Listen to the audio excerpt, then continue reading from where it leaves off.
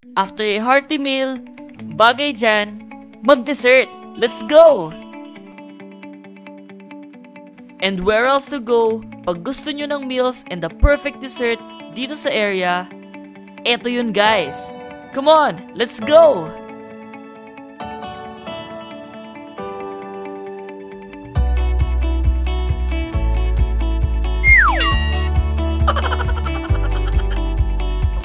Alam mo Kyle, after natin mananghalian sa napakasarap na pagkain ng Momshies, alam mo kung ano pasunod.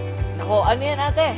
Siyempre, ang kapartner ng tanghalian ay panghimagas. Kaya naman, magde-dessert tayo. Nako, dessert, exciting yan! And speaking of dessert, meron pong isang place dito sa Binangonan, Rizal na dapat nyong i-check every time you go here. And we're right in front of their establishment and this place is called Creamery Lakeshore. So, come on, let's try it out! Come on!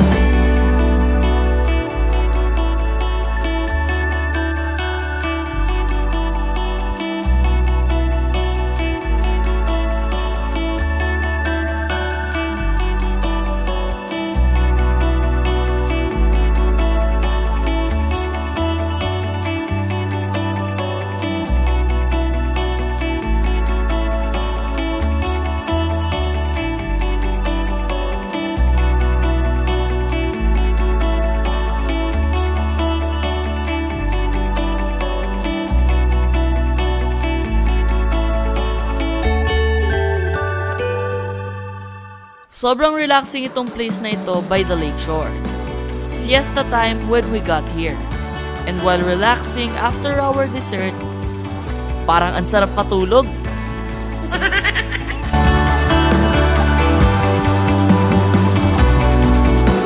Since marami pang dapat i-explore, let's go check out another exciting place here in Binangonan.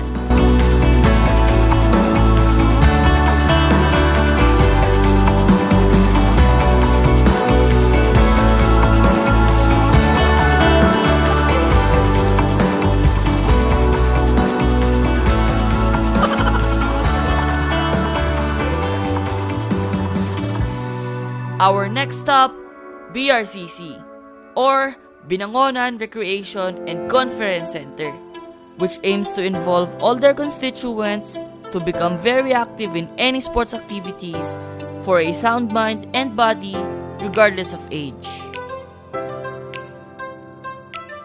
Ang ganda dito!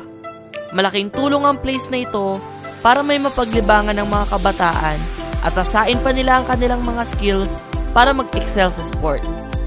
Ate Yesa, so nandito tayo ngayon sa Binangonan Recreation and Conference Center or mas kilala nila as BRCC. Oo nga. Alam mo, kaya ang laki-laki nito. Kaya alam mo, excited akong tingnan natin yung lahat ng activity areas nila. O tara! Check natin!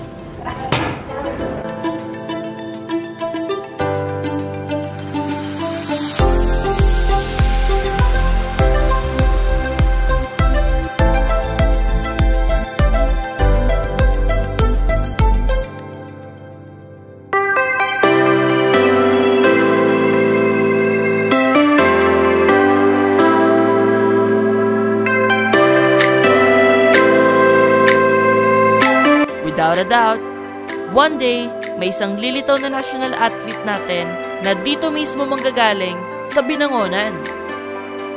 Pinoy Mix Music on the Road!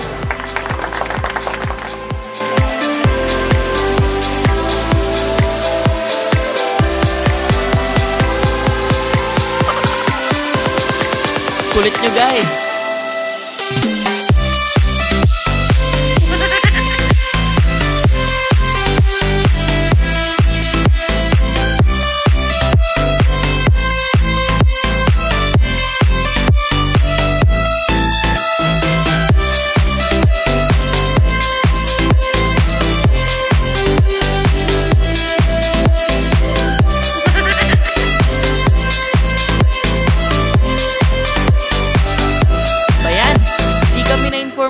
mag-swimming.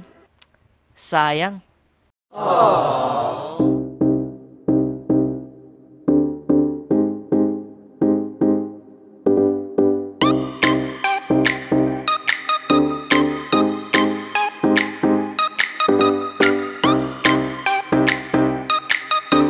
Okay lang ba kayo, guys?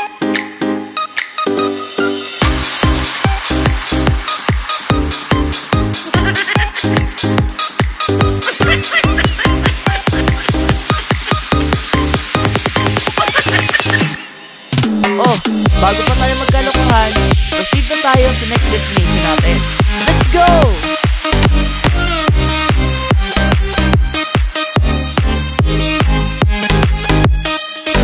This is a highly protected and well-preserved area, kaya may security. Pero pwede naman tumuloy kahit na sino, basta mag-surrender lang kayo ng ID.